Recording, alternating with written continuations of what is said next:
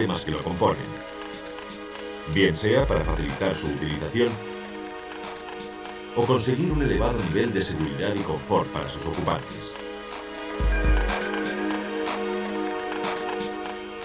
En el apartado del motor, gracias a la colaboración de la electrónica, también se han conseguido evolucionar detalles tan importantes como son las prestaciones, el consumo y la emisión de gases. En lo que respecta al motor diésel, la electrónica había tenido muy poco protagonismo. Sin embargo, en los últimos años, aquellos motores pesados y de escasas prestaciones se han puesto a la vanguardia, llegando en muchos casos a superar a los ágiles y rápidos motores de gasolina. Esta transformación se ha llevado a cabo principalmente con el desarrollo de nuevas tecnologías. No obstante, la incorporación de la electrónica ha contribuido a mejorar de forma considerable su funcionamiento, consiguiendo sin lugar a dudas una verdadera revolución en el motor diésel. El presente capítulo lo vamos a dedicar a la nueva generación de bombas de inyección. Describiremos principalmente las adaptaciones destinadas al control del combustible, así como los dispositivos utilizados para la reducción de gases contaminantes. Antes de entrar a fondo con la gestión electrónica, vamos a repasar de forma breve las características de funcionamiento del motor diésel con respecto al motor de gasolina. En ambos motores, el ciclo se realiza en 4 tiempos: admisión, compresión, combustión y escape.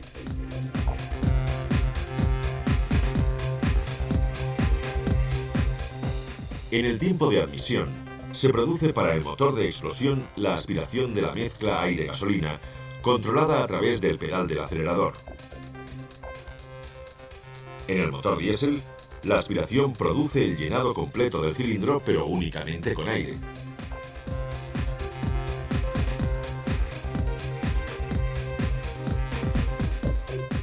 En el segundo tiempo, para el motor de explosión, se produce la compresión de la mezcla, reduciendo su volumen aproximadamente 9 veces, mientras que en el motor diésel, la reducción del volumen del aire es superior a 16 veces, alcanzando temperaturas del orden de 700 grados centígrados.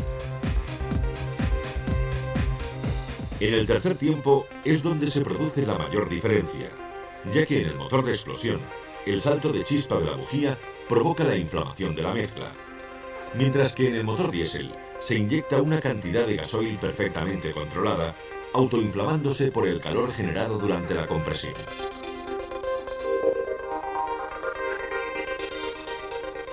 Finalmente, se realiza el tiempo de escape, donde se procede a la expulsión de los gases quemados en ambos motores.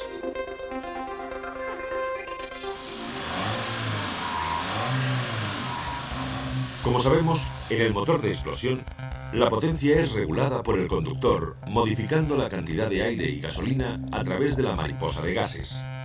En el motor diésel, para conseguir la potencia deseada, se regula la cantidad de combustible a inyectar por medio de la bomba.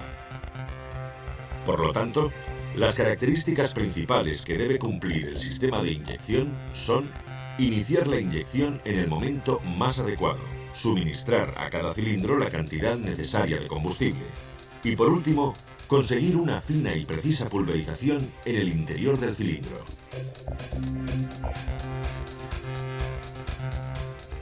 Para mejorar estos aspectos, la gestión del motor diésel ha ido evolucionando. De esta forma, nos podemos encontrar vehículos con diferentes aplicaciones, distinguiendo de manera un tanto generalizada entre sistemas semielectrónicos y sistemas totalmente electrónicos. El sistema semielectrónico se caracteriza por realizar el avance de inyección a través de una electroválvula controlada por la unidad de control. Sin embargo, el resto de componentes se corresponden con los de la bomba convencional.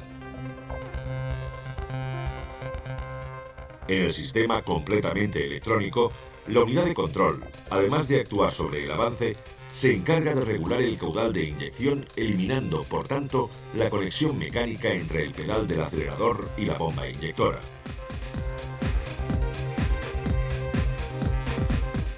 Además de estas, la unidad de control asume otras funciones como son activación de la válvula de corte de combustible, regulación del tiempo de precalentamiento, recirculación de los gases de escape y regulación de la presión de sobrealimentación.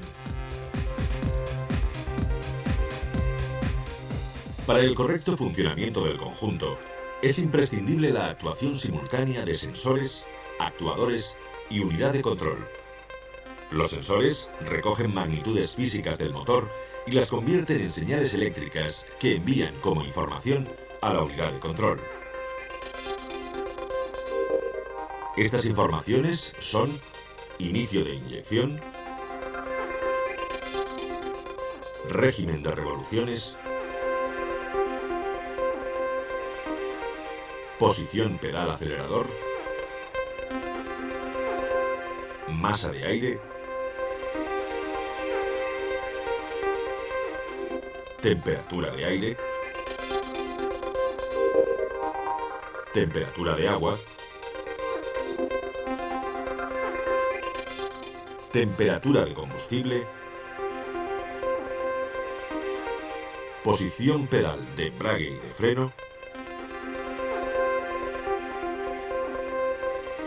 presión atmosférica, presión del colector de admisión y posición corredera de regulación.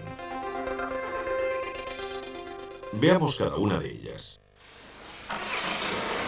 Para establecer un equilibrio óptimo entre consumo y rumorosidad del motor, es necesario que la máxima presión de la combustión se alcance unos grados después de que el pistón haya rebasado el punto muerto superior. Para conseguir la precisión necesaria en el avance de inyección, la unidad de control necesita conocer el instante preciso en que se produce la inyección. Esta información se consigue a través del transmisor de inicio de inyección, que se encuentra ubicado en uno de los inyectores. El transmisor está compuesto por un bobinado en cuyo interior se encuentra una prolongación de la aguja del inyector, que hace la función de núcleo magnético. El bobinado es recorrido por una intensidad de corriente aplicada por la unidad de control con un valor de aproximadamente 30 mA. Este paso de corriente genera un campo magnético que es modificado cuando el núcleo, debido al movimiento de la aguja, se desplaza por el interior del bobinado. La variación del campo magnético provoca una distorsión en la tensión aplicada al bobinado. Dicha distorsión es registrada por la unidad de control y utilizada como información del comienzo exacto de la inyección.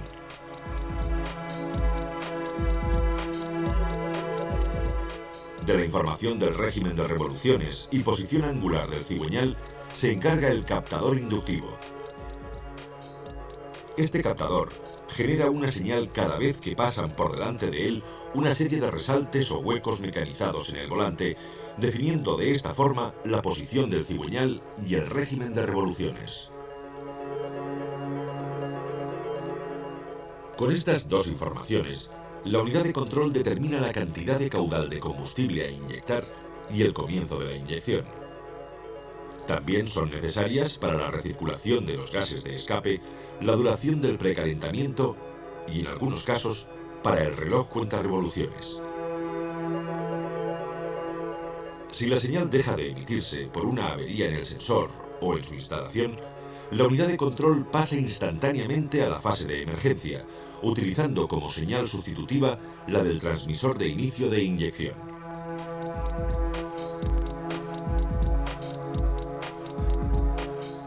La velocidad del vehículo es controlada por el conductor a través del pedal del acelerador, estableciendo en función de su posición el estado de aceleración y la velocidad. En el motor de gasolina, el pedal del acelerador actúa sobre el cable y este provoca la apertura de la mariposa. En el motor diésel, el mecanismo acelerador actúa sobre el mando mecánico de la bomba para regular el caudal de combustible. Sin embargo, En los sistemas electrónicos, que son la mayoría de los montados actualmente, se ha eliminado el cable del acelerador. Tal vez por este motivo, algunos lo han bautizado con el nombre de acelerador electrónico. Para que la unidad de control pueda reconocer la posición en la que se encuentra el pedal, se ha instalado en el mismo eje un transmisor de posición formado por un potenciómetro, el interruptor de ralentí y dos muelles de reajuste.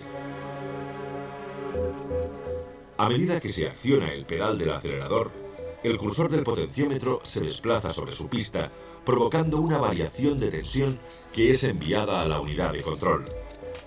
Esta señal, junto con la de revoluciones, es utilizada principalmente para poder realizar el cálculo del caudal de combustible y para la regulación del inicio de inyección. Si se produce un fallo del transmisor y no le llega señal a la unidad de control, se activa automáticamente la fase de emergencia. El motor se mantiene de forma continua a un régimen de aproximadamente 1300 revoluciones. Evidentemente, el vehículo no responderá a las solicitudes de carga. Sin embargo, y debido al régimen de revoluciones, podrá continuar circulando. De los dos muelles que incorpora el transmisor, uno se encarga de proporcionar cierta resistencia en el desplazamiento del pedal, mientras que el otro garantiza el retorno en las deceleraciones.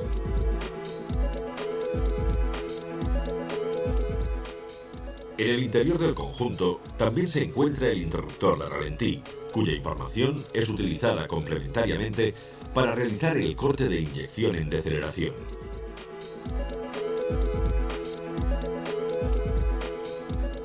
La siguiente información es la de masa de aire. El elemento encargado de proporcionar la señal eléctrica acerca de la masa de aire aspirada por el motor es el sensor MAF o medidor de película caliente. Independientemente del sistema de medición utilizado, la información de la masa de aire servirá para establecer dos cálculos: la cantidad de combustible que se debe inyectar y el porcentaje de gases de escape que deben circular desde el colector de escape al colector de admisión. El primero, para reducir los humos en el escape, y el segundo, para limitar los óxidos de nitrógeno. Las informaciones de la temperatura de aire, de agua y de combustible se realizan a través de unos transmisores que incorporan resistencias del tipo NTC. El transmisor de temperatura del aire suele estar situado en el conducto que va al colector de admisión, después del turbo y el intercooler. El paso de aire por dicho conducto provoca una variación de resistencia en el transmisor. Esta señal es enviada a la unidad de control para que pueda modificar la máxima presión de sobrealimentación, evitando de esta forma la pérdida de potencia que se produce por el aumento de su temperatura. El transmisor de temperatura del líquido refrigerante se encuentra montado en el bloque de motor y su señal es utilizada para regular el avance de inyección y para modificar el caudal de combustible, principalmente en el arranque en frío y durante la fase de calentamiento. Además, esta señal es fundamental para que la unidad de control pueda determinar el tiempo de calentamiento de las bujías de incandescencia. El tercer transmisor es el de temperatura de combustible. Se encuentra situado en la bomba junto al transmisor de la corredera de regulación. Si la temperatura del combustible varía, también lo hace su densidad y, consecuentemente, la cantidad inyectada. Como lo que se persigue es conseguir una dosificación precisa, la unidad de control realizará la dosificación basándose en la información de la temperatura de combustible. Cuando vamos conduciendo y efectuamos un cambio de marchas, se suelen producir pequeñas pero molestas sacudidas o tirones. Para impedirlo, se monta en el pedal de embrague un interruptor que informa de la posición de embragado o desembragado. De esta forma, al accionar el embrague, la unidad de control reducirá durante un breve espacio de tiempo la cantidad de combustible a inyectar, mejorando la suavidad de funcionamiento durante los cambios de marcha. En el caso de que esta señal no llegara a la unidad de control, la corrección de caudal a la que hemos hecho referencia no se produciría. El accionamiento del pedal de freno es otra señal que llega a la unidad de control. En este caso, son dos los interruptores montados. Uno de ellos es específico para la gestión diésel.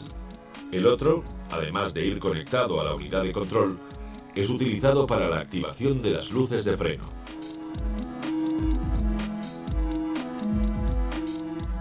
El funcionamiento de ambos es diferente. Con el pedal en posición de reposo, el interruptor correspondiente a las luces de freno permanece abierto. El otro se encuentra cerrado. Al accionar el pedal, el primero cierra el circuito, mientras que el segundo se abre. Los dos interruptores informan de la posición de freno accionado. La unidad de control, por motivos de seguridad, activa la fase de corte de inyección, sirviendo como señal complementaria en el caso de fallo del transmisor del pedal acelerador.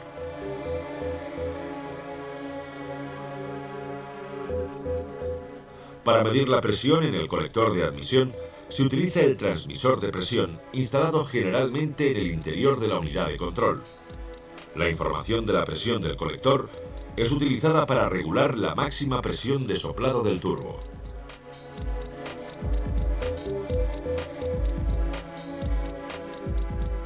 En el caso de avería de este sensor, la unidad de control mantiene activada a la electroválvula limitadora, evitando un aumento en la presión de sobrealimentación.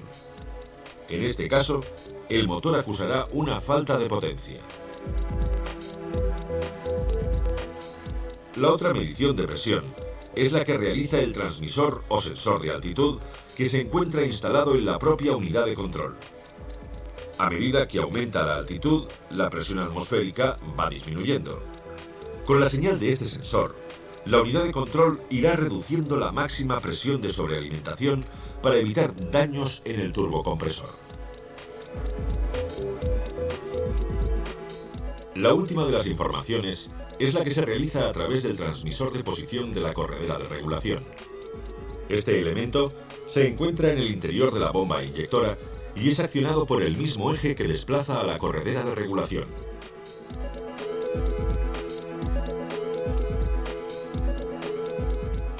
El transmisor está formado por un núcleo en forma de U, dos bobinas y dos anillos.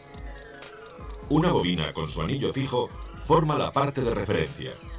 La otra bobina con su anillo móvil forman la parte de medición. Las dos bobinas son alimentadas por la unidad de control con una tensión alterna de 5 voltios y una frecuencia de 10.000 Hz. El paso de corriente por las dos bobinas genera un campo magnético en el núcleo que varía en función de la posición adoptada por el anillo móvil. Este efecto provoca a su vez una variación en la tensión del bobinado, sirviéndole a la unidad de control como información de la posición que adopta la corredera de regulación en cada momento.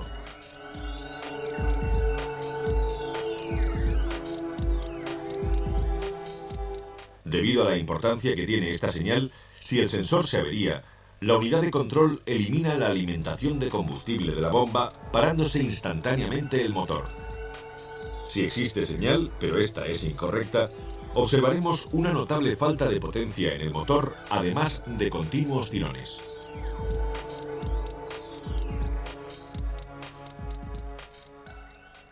Anteriormente, hemos visto que la regulación electrónica del motor diésel estaba compuesta por la unidad de control, los sensores y finalmente los elementos actuadores, a los que podemos definir como los encargados de transformar las señales eléctricas en magnitudes mecánicas.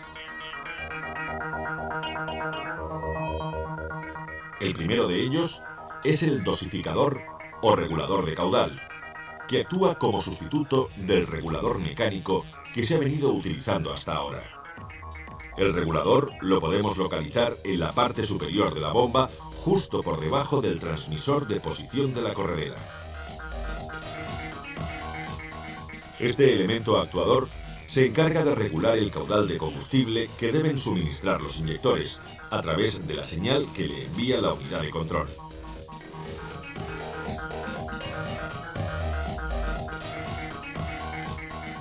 En el interior se encuentra un motor de corriente continua, cuyo inducido es a su vez el eje que desplaza a la corredera de regulación. La alimentación del motor se realiza con un positivo a través del relé, cerrando circuito a masa en la unidad de control.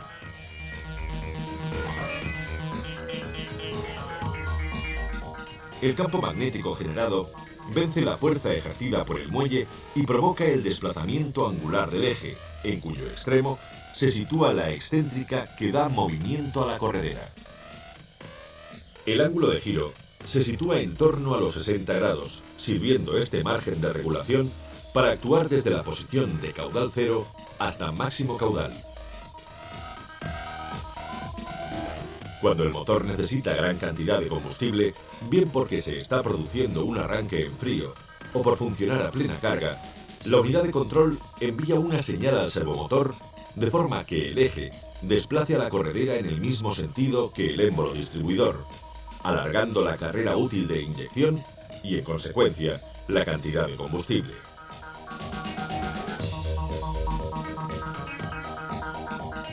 Si lo que se necesita es una pequeña dosis de combustible, la unidad de control hará que el eje desplace a la corredera para acercarla a los orificios de descarga. De esta forma, se reduce la duración de la inyección y la cantidad de combustible. Para conseguir que el caudal a los inyectores sea nulo y provocar un corte de inyección en deceleración o por máximo régimen, bastará con que el eje desplace a la corredera en sentido contrario al del émbolo, dejando al descubierto los orificios de descarga. De esta forma, impide que se alcance la presión necesaria para la apertura de los inyectores. Como vemos, con el regulador de caudal se pueden realizar todo tipo de actuaciones con el fin de conseguir la cantidad de combustible adecuada. Sin embargo, si importante es el caudal, no menos importante es establecer el momento adecuado para el suministro de dicho combustible.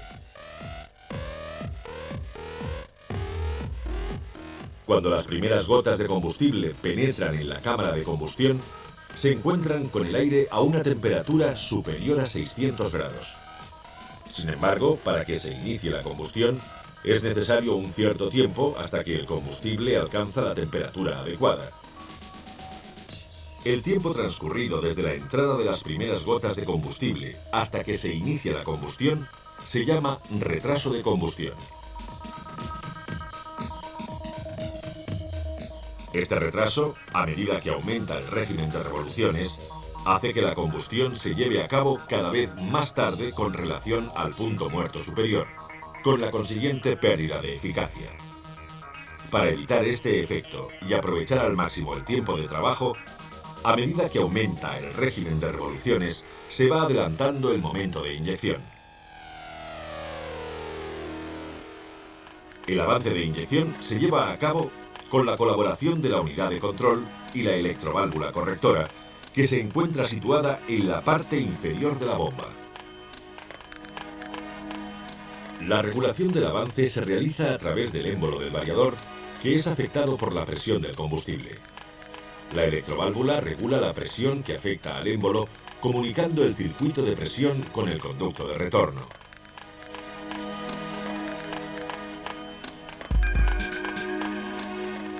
Cuando la electroválvula cierra el conducto de retorno y en virtud del régimen de revoluciones de la bomba, se registra un aumento de presión que vence al muelle y desplaza al émbolo, arrastrando al pivote y al anillo de rodillos.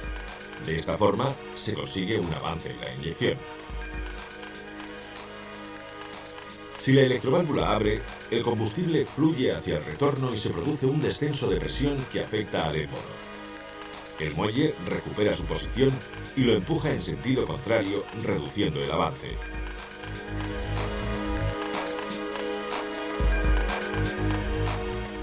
Como vemos, el inicio de la inyección depende de la electroválvula, que es activada por la unidad de control a través de una señal cuadrada para conseguir el desplazamiento de la aguja. Como la presión en el émbolo depende de la apertura de la aguja, la unidad de control, en función de las señales recibidas, modificará el tiempo de excitación para conseguir el avance deseado.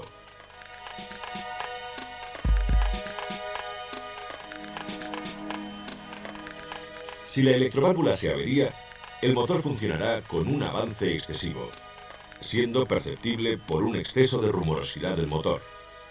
En este caso, la unidad de control limitará el caudal y la presión de sobrealimentación con el fin de evitar daños mecánicos.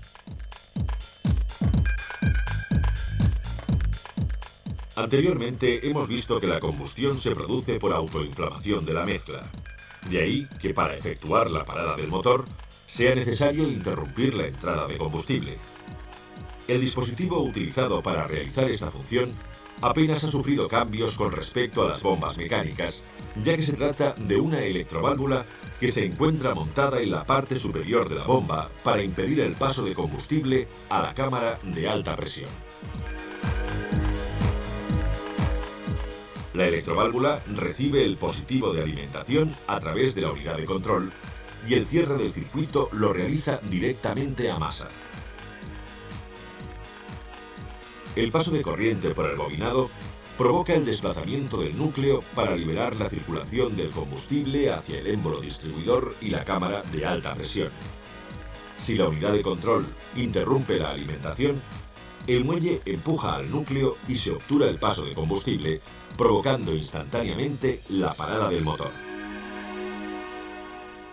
Continuando con los actuadores, pero ya fuera de la bomba, se encuentra el dispositivo de calentamiento del aire, el cual, y debido a las características que presentan los motores de inyección directa, será utilizado fundamentalmente en situaciones de bajas temperaturas. El sistema de precalentamiento lo forman por una parte la unidad de control con el sensor de temperatura del líquido refrigerante y el sensor de revoluciones, y por otra, el relé y las bujías de incandescencia. La unidad de control establece la fase de activación del sistema para realizar el precalentamiento y el postcalentamiento. El precalentamiento únicamente será activado si la temperatura del motor es inferior a 15 grados centígrados. Finalizado el precalentamiento, la unidad de control mantendrá activado el sistema durante aproximadamente 5 segundos. Después del arranque, si la temperatura es inferior a 20 grados centígrados, se activa la fase de postcalentamiento durante 20 segundos con el fin de mejorar la marcha al ralentí y la sonoridad del motor. Esta fase queda desactivada en el instante en que el motor supera las 2500 revoluciones por minuto, activándose de nuevo al disminuir el régimen de motor.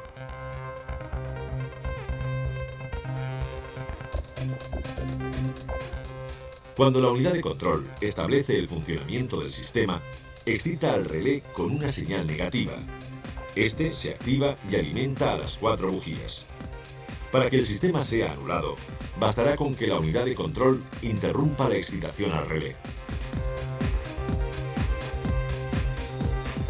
Otra de las funciones que realiza la unidad es la del control de los gases de escape con el fin de reducir la emisión de óxidos de nitrógeno. El sistema de recirculación, también denominado sistema EGR, consiste en hacer pasar una determinada cantidad de gases de escape al conducto de admisión. De esta forma, se enrarece la combustión, disminuyendo la presión y la temperatura, que son dos de las condiciones necesarias para la producción de óxidos de nitrógeno. La cantidad de gases de escape a recircular debe estar perfectamente controlada, con el fin de evitar pérdidas de potencia y aumento de otros gases nocivos, como el monóxido de carbono o los hidrocarburos. Dicha cantidad es regulada por la unidad de control y la electroválvula de recirculación, basándose en las informaciones recibidas del medidor de masa de aire, del caudal de combustible, revoluciones, temperatura de motor y posición del pedal acelerador. Cuando la electroválvula se encuentra en reposo, impide que el vacío llegue a la válvula EGR manteniendo el conducto de recirculación cerrado. Si es excitada por la unidad de control, permitirá el paso de vacío para provocar la apertura de la válvula EGR y efectuar el proceso de recirculación. Otra de las regulaciones es la que se realiza sobre la presión de sobrealimentación. En el sistema tradicional, una válvula neumática regula la presión de soplado mediante el desvío de una parte de los gases de escape. Esta válvula es controlada directamente por la presión que se genera en la parte de admisión. La incorporación de la electrónica ha permitido que la presión de sobrealimentación sea regulada por la propia unidad de control, teniendo en cuenta parámetros tan importantes como la temperatura del aire en el colector o la presión atmosférica. La electroválvula limitadora es el elemento que, mandado por la unidad de control, se encargará de regular la sobrealimentación. Cuando la electroválvula es excitada por la unidad de control, desvía la presión del colector hacia el exterior. En ese instante, la válvula neumática no ejerce ningún control en la sobrealimentación, aumentando el valor de presión de soplado. El límite de dicha presión se alcanzará cuando la electroválvula cierre el conducto del exterior y permita de nuevo el paso de la presión de soplado hacia la válvula neumática. En el caso de producirse una avería, la máxima presión estará limitada por el tarado de la válvula neumática con una presión de sobrealimentación de aproximadamente 0,6 bares. Con la regulación del turbocompresor, damos por finalizado este apartado, con el cual hemos pretendido acercar a los profesionales las nuevas tecnologías aplicadas a las bombas de los motores diésel de inyección directa. En la siguiente edición veremos cuáles son las comprobaciones necesarias para poder verificar este sistema de inyección con regulación electrónica.